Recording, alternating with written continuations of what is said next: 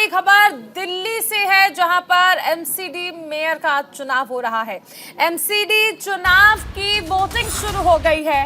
Mayor चुनाव में कांग्रेस शामिल नहीं हो रही है। कांग्रेस के पार्षद इसमें शामिल होने के लिए नहीं पहुंचे हैं।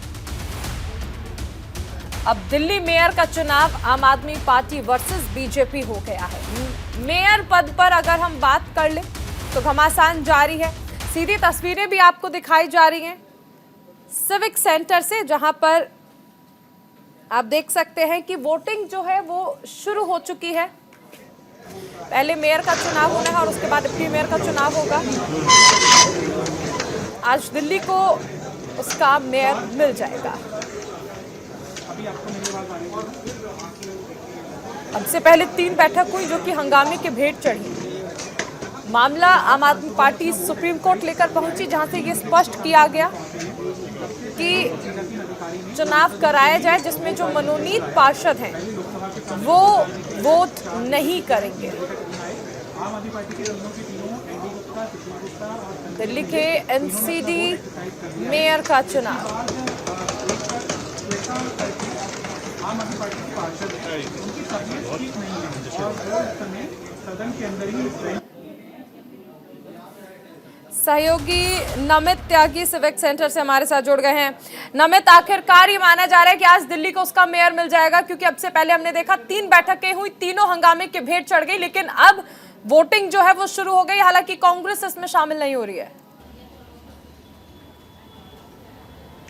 देखिए बिल्कुल चारुल, 3 जो नगर निगम की बैठकें हुई थी उसमें शुरुआत में ही हंगामा देखने को मिला था, लेकिन सुप्रीम कोर्ट के फैसले के बाद ये चौथी बैठक हो रही है नगर निगम की। हालांकि मेरे पीछे तस्वीरें आप देख सकते हैं कि जो पिछली 3 बैठकों में हालात रहे थे सदन के अंदर, उसको देखते हुए आज भी यहाँ पर पैरामिलिट्री फोर्सेस को डिप्लॉय किया गया है, ताकि अगर किसी तरीके की घटना यहाँ पर होती है तो लॉ एंड ऑर्डर की स्थिति ना बिगड़े। हालांकि अंदर अगर हम सदन की कार्रवाई की बात करें तो मेयर की वोटिंग के लिए जो वोटिंग है वो शुरू हो गई है। सबसे पहले जो लोकसभा और राज्यसभा के सांसद हैं दिल्ली के, उन्होंने वोट डाला। जो बीजेपी के 7 सांसद हैं लोकसभा के, उसमें से 4 सांसदों ने वोट डाला है, जिसमें परवेश शर्मा हैं, मीनाक्षी लेखी हैं, इसके अलावा बात करें रमेश बिदूड़ी हैं, डॉक्टर हर्षवर्धन हैं। अभी भी कुछ ऐसे सांसद हैं जो कि सदन के अंदर वोट डालने के लिए नहीं पहुंचे हैं। आम आदमी पार्टी की बात करें तो 3 राज्यसभा सांसद हैं आम आदमी पार्टी के, वो भी सदन के अंदर वोट डाल रहे हैं। और उसके बाद बात करें तो जो चुने हुए पार्षद हैं वो अपनी वोटिंग में हिस्सा लेंगे। लेकिन निश्चित तौर पर कह सकते हैं कि ये जो नगर निगम की बैठक हो रही है, जो मेयर का चुनाव हो रहा है, ये सुप्रीम कोर्ट के फैसले के बाद हो रहा है। तो सभी को उम्मीद है कि शांतिपूर्वक चुनाव चलेगा और दिल्ली को अपना मेयर मिलेगा। अभी तक पिछले आधे घंटे से ज्यादा का वक्त हो गया है कार्रवाई को शुरू हुए, अभी तक तो कोई हंगामे की तस्वीर सदन के अंदर से नहीं है।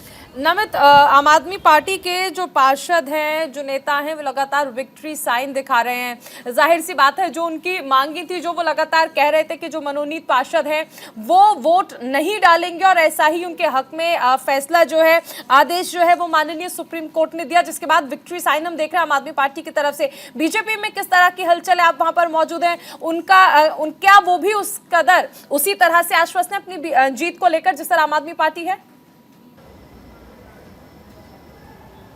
देखिए बिल्कुल, बीजेपी के भी कई लीडर्स से हमारी बातचीत हुई है। हालांकि सुप्रीम कोर्ट का जिस दिन ये फैसला आया था उस दिन बीजेपी ने कहा था कि हम सुप्रीम कोर्ट के फैसले का सम्मान करते हैं, क्योंकि संविधान को हम लोग मानने वाले हैं। हालांकि आज कुछ लीडर्स से बीजेपी की मेरी बातचीत हुई, उनका ये कहना था कि हार या जीत ये एक अलग पहलू है, लेकिन हम चुनाव में हिस्सा लेंगे। क्योंकि बीजेपी की तरफ से रेखा गुप्ता को मेयर चुनाव के उम्मीदवारी में उतारा गया है, तो वहीं आम आदमी पार्टी की शैली ओबराय मैदान में है। वहीं अगर हम, क्योंकि आज मेयर चुनाव के बाद जो है चारुल, वो डिप्टी मेयर का चुनाव भी होना, डिप्टी मेयर में बीजेपी की तरफ से कमल बागड़ी हैं, तो आम आदमी पार्टी की तरफ से आले मोहम्मद इकबाल है, जो कि शोएब इकबाल के लड़के हैं। तो ऐसे में दोनों चुनाव शांतिपूर्वक हो, इसको लेकर दोनों ही पार्टियों के नेता आज जो है शांतिपूर्वक तरीके से यहाँ पर नजर आए। हमने कई ऐसी तस्वीरें भी देखी कि आम आदमी पार्टी के बड़े नेता जो थे वो बीजेपी के बड़े नेताओं से गले मिलते हुए भी यहाँ पर नजर आए। तो कह सकते हैं कि पिछली 3 बैठकों में जो हंगामे की तस्वीर देखने को मिली थी, कहीं ना कहीं सुप्रीम कोर्ट के हस्तक्षेप के बाद वो तस्वीर थोड़ी सी बदली है, और आज शांतिपूर्वक तरीके से यही वजह है कि चुनाव हो रहा है, क्योंकि सुप्रीम कोर्ट ने इस मामले में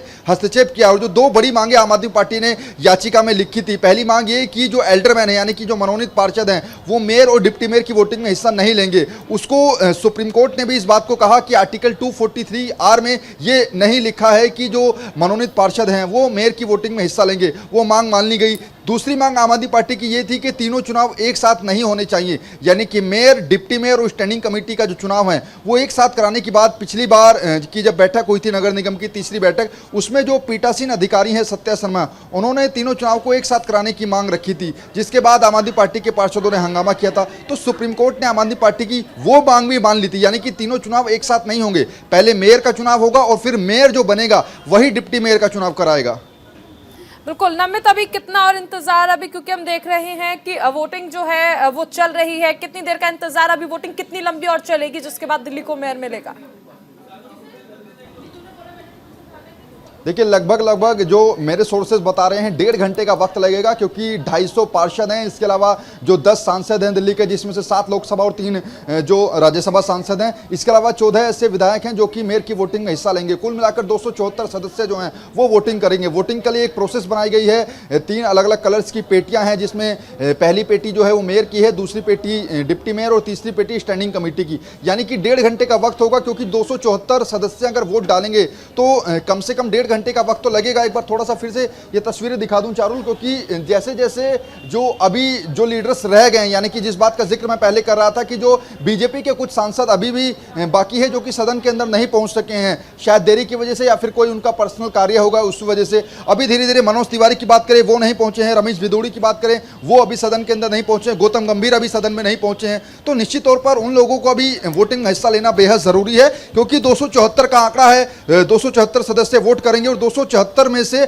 आम आदमी पार्टी के पास बात करें तो 151 का आंकड़ा उनके पास है। तो आंकड़ों में तो पहले से ही आम आदमी पार्टी लगातार बेहतर नजर आ रही है, लेकिन सुप्रीम कोर्ट के फैसले के बाद जिस दिन ये फैसला आया था आम आदमी पार्टी ने उसको बड़ी जीत बताया था, लेकिन उस जीत का आज वोटिंग में कितना फायदा मिलता है ये देखने वाली बात होगी। बिल्कुल नमित, अभी आप लगातार वहां पर देख रहे हैं, आम आदमी पार्टी का क्या कहना? देखिए जिस तरह आपने भी जिक्र किया कि आंकड़े तो कह रहे हैं कि आम आदमी पार्टी के पक्ष में आज जीत जा सकती है, हालांकि वोटिंग का इंतजार हर कोई कर रहा है।